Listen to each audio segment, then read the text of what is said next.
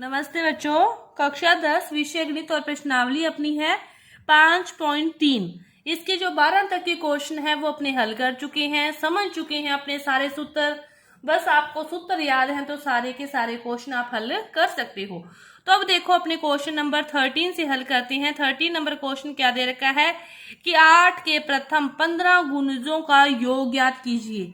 अब देखो 12वें क्वेश्चन की तरह 12वां केस में था 6 के, अब है 8 के प्रथम 15 गुणज मतलब 8 का पहाड़ा, 8 दूनी 16, 8 ये 24, इस प्रकार कितने 15 मतलब n की वैल्यू कितनी है 15 है।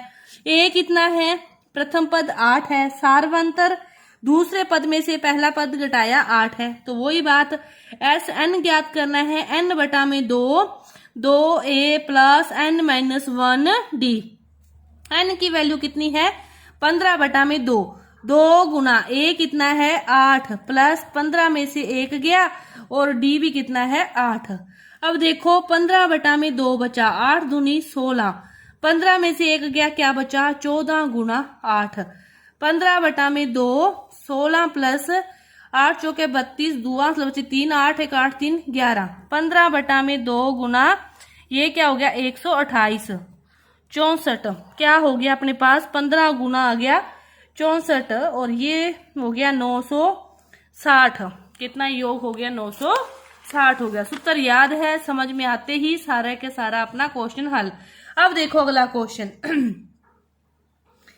क्या देखा है कि 0 और 50 के बीच की विषम संख्याओं का योग। विषम संख्याएं कहां से शुरू होती है 1 से, 1 3 5 डैश डैश डैश 49 तक होती है। एक बात और 50 तक की संख्याएं हैं टोटल, उसमें क्या है 25 संख्याएं तो सम है और 25 संख्या ही क्या है होती है विषम। देखो एक विषम है तो 2 सम, 3 इधर आएगा तो 4 इधर, एक इधर आती है एक नीचे, एक ऊपर आती है एक नीचे, इसी प्रकार चलता रहता ना। तो आधी संख्याएं सम होती है और आधी ही विषम होती है।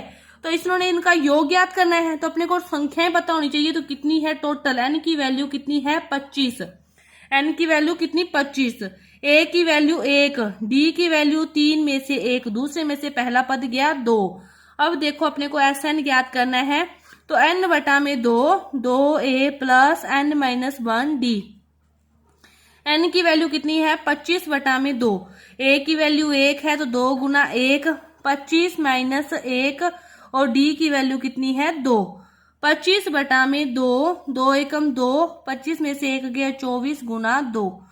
अब इसमें से 2 कॉमन ले लो चाहे तो 2 कॉमन ले लिया तो 25 बटा में 2 बार आ गया तो यहाँ पे कितना बचा 1 प्लस यहाँ पे कितना बचा 24, पर 2 से 2 कट गया क्या होगा 25, ये भी 25 है और 24 और 1 ये भी 25 है।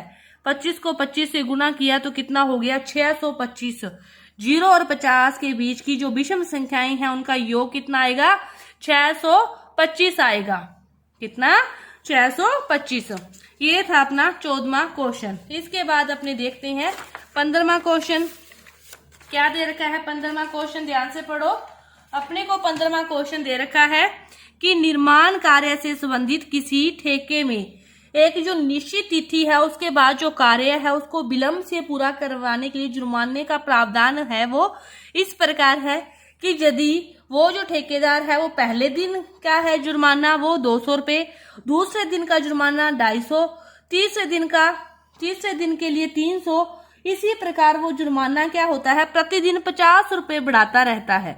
कि पहले दिन कितना हुआ 200, फिर हुआ 250, फिर इसी प्रकार वो 50 दिन बढ़ाता रह रहा है, अगले दिन कितना हो जाएगा 300, फिर 350, इस प्रकार चलता रह रहा है। तो उनकी कुल राशि का योग ज्ञात करना है यदि वो उस कार्य को 30 दिन लेट पूरा करें, 30 दिन और लगा दे उस कार्य को पूरा करने में, कि 30 दिन और लग जाए उनको, विलंब हो जाए 30 दिन का, तो उनका कुल राशि कितनी हो जाएगी जुर्माने की। मतलब एपी बन गई एक प्रकार से कि 50-50 का अंतर आ रहा है तो मतलब डी की वैल्यू तो कितनी होगी 50, ए की वैल्यू कितनी है 200 और टोटल एन दिन कितने हैं लेट वाले 30 है ना। 30 दिनों का योग ज्ञात करना है अपने को। कितने दिनों का 30 दिनों का। तो देखो S n equal to n बटा में 2 आपको सूत्र याद होना चाहिए, सूत्र के बिना कुछ भी नहीं। ये वाला सूत्र हो गया। n की वैल्यू कितनी है 30 बटा में 2, a की वैल्यू है 200, 2 गुना 200 प्लस n की वैल्यू है 30, 30 में से 1 गया 29 गुना 50। अब देखो इसको हल करते हैं। 50 को बाहर लेना है तो ले लो, 50 को ले लिया बाहर कॉमन। अब देखो यहाँ से तो 50 कॉमन आ गया तो यहाँ पे तो 29 ही बचेंगे। अब यहाँ पे एक तो 2 है। अब दूसरा 50 गुना 4, 50 गुना 40,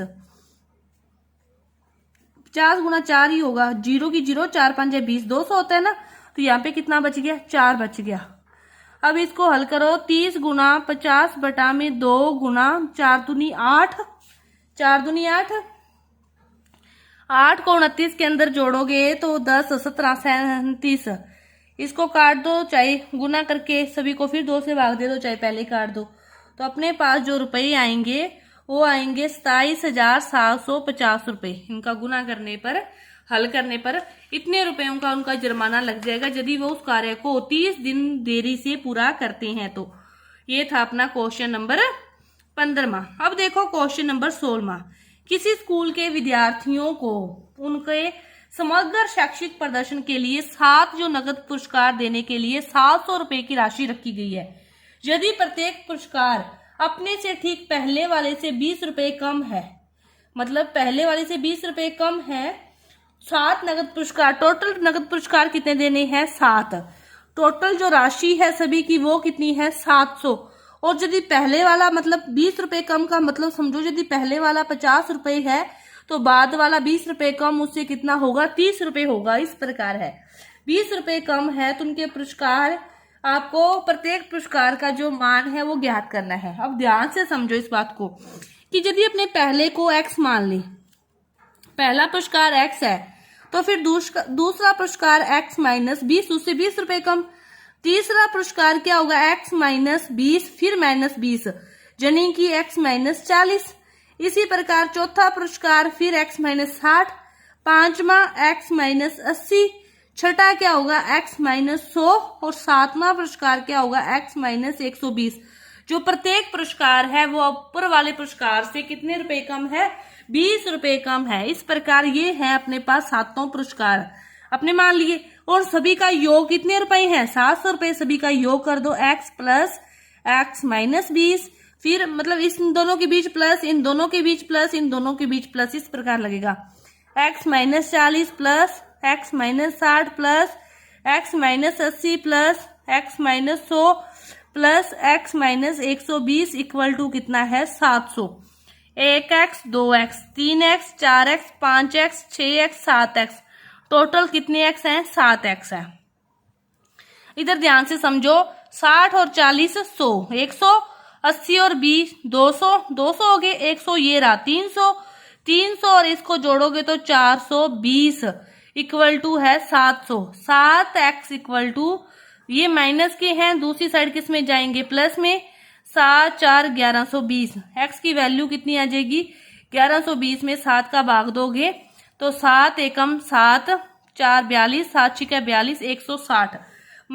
अब देखो पहले पुरस्कार की राशि तो कितनी है, 160, दूसरे वाली उससे 20 कम है, 140, तीसरे वाली इसमें से 20 कम है, इसमें से 40 है, कैसे भी कर लो, इसमें से 20 घटाओगे तो 120, फिर x में से 20 घटा दिया 100, फिर इसमें से 20 घटा दिए 80, फिर 60 और फिर 40।